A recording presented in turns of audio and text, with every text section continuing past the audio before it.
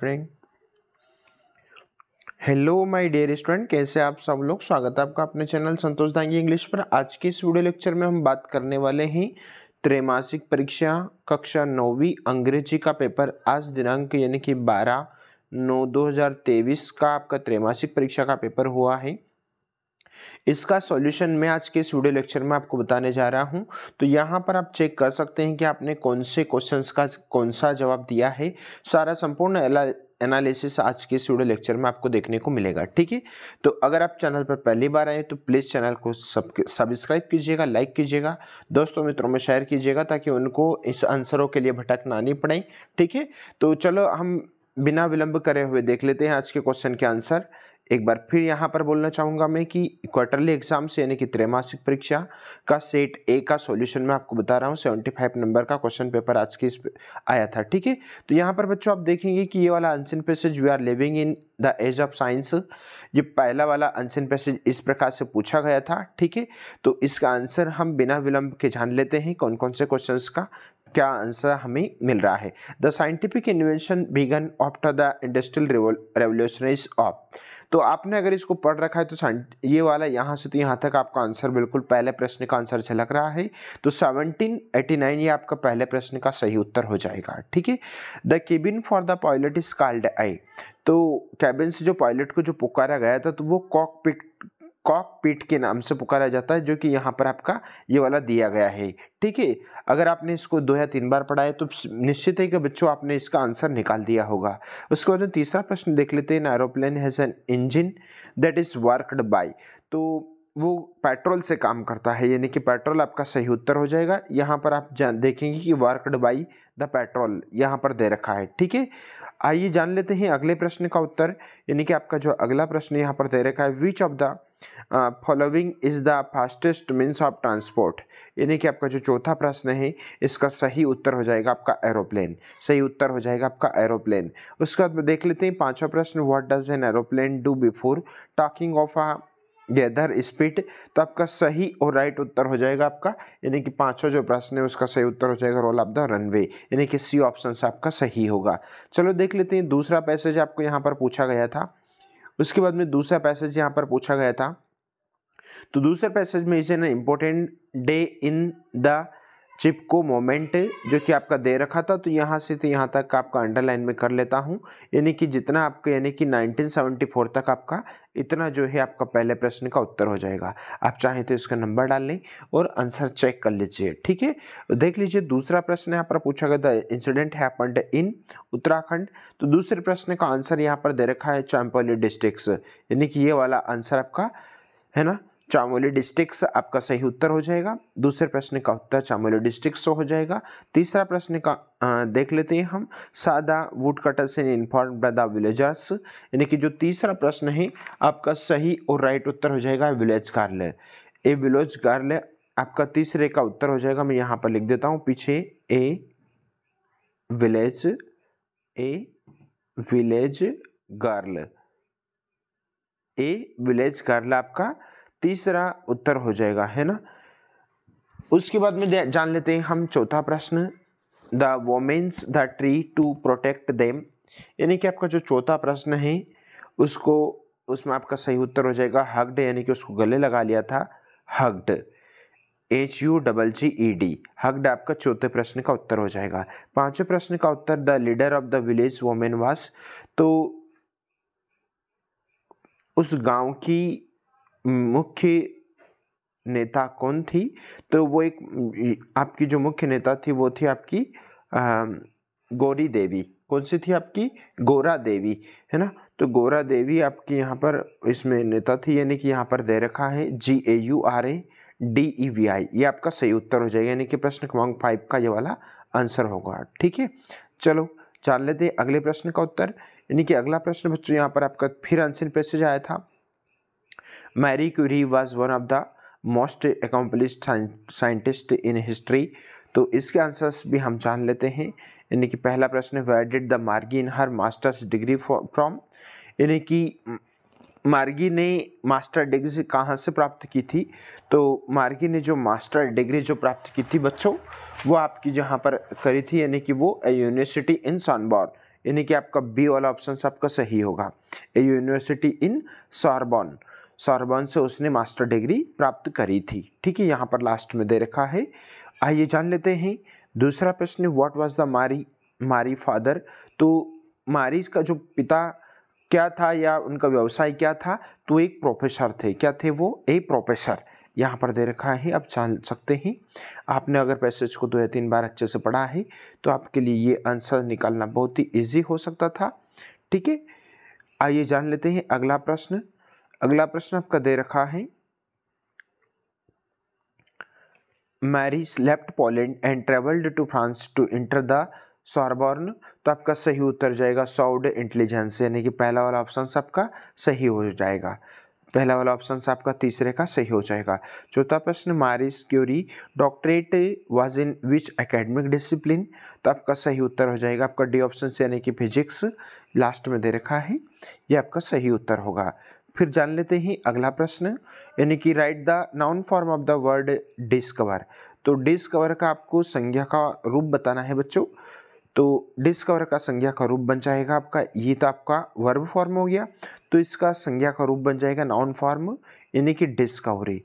Discovery आपका इसमें discovery आपका क्या हो जाएगा? नाउन फॉर्म हो जाएगा। ये आपका डिस्कवरी सही उत्तर होगा। फिर जान लेते हैं अगला प्रश्न। यहाँ पर फिर पैसेज दिया गया था ललिता सौड वाला, जो कि लास्ट ईयर त्रैमासिक एग्जाम में भी इसको पूछा गया है। तो देख लेते हैं पहला प्रश्न, what did Lalita so in A garden. तो ललिता ने मैदान में कौन सा क्या देखा था? तो उसने बीज देखे थे, यानी कि सीड्स आपका बी ऑप्शन से सही हो जाएगा पहले का। What did she not allow, है ना, तो उसने किसको अलाउ नहीं किया था? तो इंसेक्ट नियर प्लांट्स, यानी कि इसमें भी दूसरे में भी आपका बी ऑप्शन सही होगा। फिर देख लेते हैं तीसरा प्रश्न, what did she put under the plant. तो तीसरा जो क्वेश्चन है आपका, उसमें आपका सही और राइट उत्तर हो जाएगा बच्चों, आपका हो जाएगा इसमें तीसरे में कंपोस्ट, यानी कि बी ऑप्शन से यहाँ पर भी आपका सही होगा। यानी कि उसके बाद में जान लेते हैं which of the following is similar in meaning of टाइन। तो टाइन का सिमिलर यानी कि समानार्थी बताना है अपने को यहाँ पर।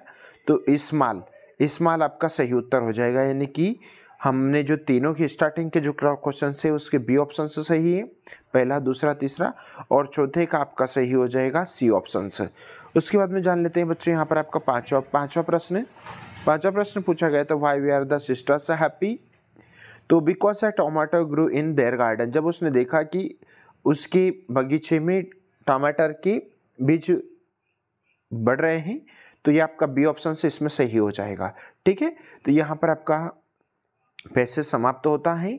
आगे जान लेते हैं हमारा अगला जो यहाँ पर दे रखा था सेक्शंस बी में।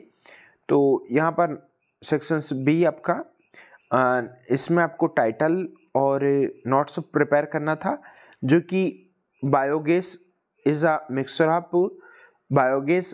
मिक्सचर ऑफ मैथेन, या ये इसका आपका टाइटल हो जाएगा। और उसके बाद में पॉइंट्स में आपको यहाँ पर नोट्स प्रिपेयर करना था। आगे जान लेते हैं हमारा अगला प्रश्न, यानी कि यहाँ पर प्रश्न क्रमांक 4 में आपको स्कूल लिविंग सर्टिफिकेट यानी कि SLC की आपको एप्लीकेशन लिखना थी बच्चों, जो कि आपको क्लास में बहुत अच्छे से करवा दिया गए थे, और वही प्रश्न यहाँ पर इसमें पूछा गया है। सिस्टर्स मैरिज या ब्रदर मैरिज का कोई एक लेटर लिखना था, जो कि ये वाला क्वेश्चन भी मैंने करवाया है। फिर किसी भी एक टॉपिक्स के ऊपर importance of trees, science in makes our lifes, या एनी फेस्टिवल, एनी टॉपिक्स के ऊपर आपको 150 वर्ड्स में एक निबंध लिखना था। ठीक है, उसके बाद में यहाँ पर क्वेश्चन नंबर 6 में आपको basis of the pictures given below describes how we can keep ourselves fit healthy about 50 words, यानी कि यहाँ पर वैसे पिक्चर इसमें नहीं दे रखी है, पिक्चर देना चाहिए थी, लेकिन फिर भी आपको लगभग हमारे स्वास्थ्य के बारे में आपको 75 वर्ड्स के बारे में एक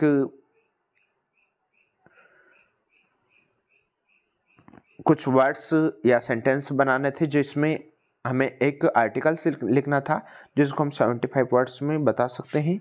उसके बाद में सेक्शन सी में यहाँ पर सेक्शन सी में ग्रामर पोर्शंस दे रखा है, जिसमें ग्रामर पोर्शंस में fill in the blanks choosing the correct alternative given in the brackets any 5 करना था। तो जान लेते हैं हम। आप यहाँ रिपब्लिक डे सेलिब्रेटेड जनवरी, तो यहाँ पर देखो आप कोई भी डे आए या मंथ आए तो वहाँ पर हमें हमेशा ऑन प्रपोजिशन वर्ड का प्रयोग करना होता है, या फिर कोई भी ऊपरी सतह पर अगर सरफेस अगर हो रहा है तो वहाँ पर भी हम ऑन प्रपोजिशन का यूज़ करते हैं। तो पहले प्रश्न में यहाँ पर हमें ऑन प्रपोजिशन हमारा सही हो जाएगा। दूसरा देख लेते हैं, you want not learn your lesson, you don't study regularly. तो यहाँ पर देखो डोंट अगर दे रखा है तो श्योर है कि यहाँ पर इसमें इफ आएगा। उसके बाद में जान लेते हैं हम आर्टिकल का प्रश्न, ही इज इंजीनियर। तो यहाँ पर ई आ रहा है, तो ई हमारा जो बच्चों ये हमारा स्वर बन रहा है। तो आई होप यहाँ पर भी आपने सही किया होगा, यानी कि स्वर के साथ में हमें एन आर्टिकल का यूज़ करना, यानी कि हमारा एन आर्टिकल्स एन आर्टिकल्स हमारा सही हो जाएगा। उसके बाद में जान लेते हैं डी वाला, we to watch the movie yesterday. Past की बात हो रही है इसमें, यानी कि हमने कल एक मूवी देखी थी। तो यहाँ पर आपका सही उत्तर हो जाएगा वेंट, इसमें मैन वर्ब वेंट हो जाएगी। उसके बाद में मध्य प्रदेश इज द, तो यहाँ पर देखो इसमें द आया है, तो श्योर है कि यहाँ पर हम लार्जेस्ट एडजेक्टिव वर्ड का यूज़ करेंगे, यानी कि बी वाला हमारा लार्जेस्ट हमारा सही हो जाएगा। उसके बाद में देख लेते हैं नेक्स्ट, यानी कि दे कंप्लीटेड देयर वर्क, उन्होंने वर्क पूरा किया। तो दे आई वी यू दे के साथ में हैव का यूज़ होगा, ही शीट और नेम के साथ में हैज़। तो यहाँ पर दे अगर आया है बच्चों तो यहाँ पर हमारा सही उत्तर हो जाएगा हैव, यानी कि दे के साथ में हमें हैव लगाना है। ठीक है, आई होप आपको ये समझ में आया होगा। उसके बाद में यहाँ पर क्वेश्चन क्रमांक 8 देख लेते हैं, यानी कि ड्रेस डायरेक्टेड, जिसको रीअरेंज करना था। तो बहुत ही इजी, यहाँ पर देखो अगर केन आया है तो यहाँ पर आपका एक क्वेश्चन मार्क्स वाला क्वेश्चन बनेगा। तो हम इसको रीअरेंज करके बता देते हैं आपको, यानी कि पहले आपको कैन लिखना है और उसके बाद में आपका सब्जेक्ट होगा can you sing a song, और लास्ट में आपको क्वेश्चन मार्क का चिन्ह लगाना है। कैन यू, क्या आप एक गीत गा सकते हैं? तो can you sing a song. ठीक है, can you sing a song. दूसरा प्रश्न देख लेते हैं, ही सा ए एलिफेंट। तो इसको करेक्ट करना था, तो देखो यहाँ पर मिस हुआ है, यहाँ पर ए आर्टिकल का यूज हो गया जबकि एन आना चाहिए। तो आपका पूरा उत्तर हो जाएगा ही सा एन एलिफेंट, है ना, एलिफेंट पूरा लिखें आप, ही सा एन लगे हो जाएगा। यहाँ पर उसने ए दे रखा है जो कि गलत आर्टिकल का यूज किया है, तो हम एन आर्टिकल लगाएंगे। जान लेते हैं तीसरा प्रश्न, अंकित प्लेड हॉकी। पास्ट इंडेफिनिट का उदाहरण है जिसको प्रेजेंट इंडेफिनिट में चेंज करेंगे। तो चलो यहाँ मैं लिख देता हूँ आंसर, यानी कि आपका उत्तर बन जाएगा अंकित, अंकित, और उसके बाद में प्ले है, तो प्रेजेंट इंडेफिनिट में अगर चेंज करेंगे तो प्लेस हो जाएगा हॉकी। अंकित प्लेस हॉकी आपका सही उत्तर होगा, अंकित प्लेस हॉकी आपका सही उत्तर हो जाएगा। पास्ट इंडेफिनिट से प्रेजेंट इंडेफिनिट में हम चेंज करेंगे। उसके बाद में बच्चों यहाँ पर डी, रोहन स्पीक्स इंग्लिश, यानी कि प्रेजेंट इंडेफिनिट है। इसको अगर हम नेगेटिव बनाएंगे तो हमें क्या लगाना पड़ेगा, हमें डज नॉट लगाना पड़ेगा। क्या लगाना पड़ेगा, डज नॉट, और लास्ट से हमारा एस हट जाएगा, यानी कि Rohan does not speak English, Rohan does not speak English, ये हमारा सही उत्तर होगा। उसके बाद में यहाँ पर इसको rewrite the using correct punctuation करना है। तो कुछ नहीं, आपको लास्ट में एक फुल स्टॉप, इस वाक्य के अंत में एक फुल स्टॉप लगाना था। उसके बाद में यहाँ पर हमारा रीअरेंज करना था इसको, तो इसको भी रीअरेंज करके देख लेते हैं। यानी कि पहला हमारा सब्जेक्ट हो जाएगा, यानी कि हमारा सब्जेक्ट प्रदीप, और लिव्ड मैन वर्ब हो जाएगी लिव्ड इन भोपाल। ये हमारा पूरा एक रीअरेंज हो गया, प्रदीप लिव्ड इन भोपाल, प्रदीप भोपाल में रहता है। ठीक है, ठीक है, वैसे तो हमको यहाँ पर 5 करने थे बट मैंने आपको सारे बता दिए हैं। जान लेते हैं यहाँ पर हमारे अगले जो क्वेश्चंस हैं, यानी कि हमारे ऑब्जेक्टिव क्वेश्चंस हैं। Where did Tommy find the book, यानी कि टॉमी ने बुक को कहाँ ढूंढा था? तो तो इन हिज हाउस उसके घर में ढूंढा था, यानी कि हमारा सी ऑप्शन सही होगा। We can make friends with wind if we are, तो यहाँ पर आपका सही उत्तर हो जाएगा स्ट्रॉन्ग, यानी कि हमारा सही उत्तर हो जाएगा डी ऑप्शन सही होगा। What did the grandmothers give to गियाजा व्हेन शी वाज सॉबलिंग, तो आपका सही उत्तर हो जाएगा ए क्लीन हैंकी, यानी कि ए ऑप्शन हमारा सही होगा। What does diverge mean in the poem the road not taken, तो डाइवर्ज का मतलब होता है सेपरेट, डाइवर्ज का मतलब होता है सेपरेटेड, यानी कि हमारा बच्चों यहाँ पर आपका बी ऑप्शन से सही होगा। जो मैंने अंडर सर्कल कह रहे हैं ये आपके आंसर है।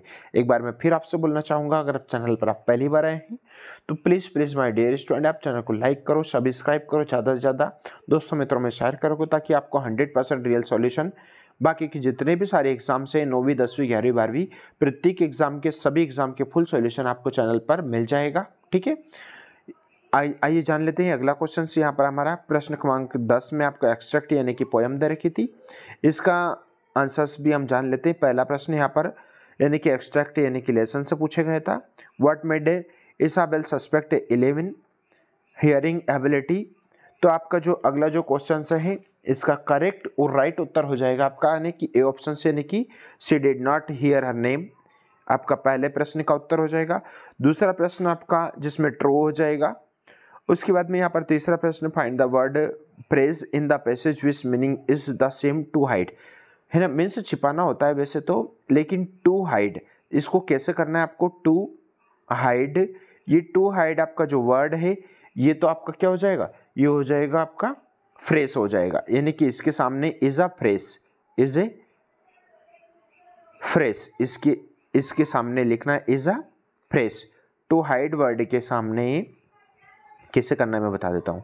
ये जो पूरा है इसके सामने लिखना है आपको इज अ फ्रेस।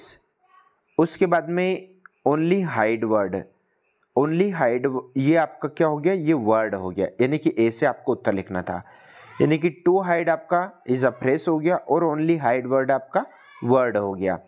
ठीक है, उसके बाद में यहाँ पर टू रोड्स डाइवर्ड ये वाला पोएम्स पूछी गई थी, तो इसका आंसर भी जान लेते हैं। From which poems the above extract has been takens, तो आइए जानते हैं ये the two road not taken, the road not taken है ना, यहाँ से लिया गया है, यानी कि आपका ए ऑप्शन सही होगा। उसके बाद the synonyms of the word diverge, तो डाइवर्ज का सिनोनिम्स आपको बताना है, तो सेपरेट आपका सिनोनिम्स हो जाएगा बच्चों। उसके बाद में येलो वुड का सही और राइट उत्तर हो जाएगा फॉरेस्ट विथ ऑटम लीव। ठीक है, तो यहाँ पर और उसके बाद में ये क्वेश्चन आंसर्स आपके इस प्रश्न पत्र में पूछे गए थे। आई होप बच्चों आपने सारे प्रश्न के जवाब बहुत अच्छे से दिए होंगे, ऐसा मैं आशा और विश्वास करता हूँ। लेकिन अगर किसी कारणवश आपके फिर भी कोई क्वेश्चंस के आंसर अगर मिस हो रहे हैं और अगर आपको समझने में असुविधा हो रही है तो हमें कमेंट बॉक्स में कमेंट करें, और आप कितने नंबर प्राप्त कर रहे हैं इसका हमें कमेंट बॉक्स में कमेंट करके ज़रूर बताइए। और आने वाले जितने भी एग्जाम से बाकी के सभी पेपर के सॉल्यूशन अगर आप चाहते हैं तो अभी से आप संतोष दांगी इंग्लिश चैनल पर जुड़ जाइए, ताकि आपको जितने भी सारे एग्जाम से सभी एग्जाम के सॉल्यूशन आपको अच्छे से मिल सके। ठीक है, मिलते हैं नए वीडियो के साथ में, तब तक के लिए जय Hind, Vande Mataram, thank you so much.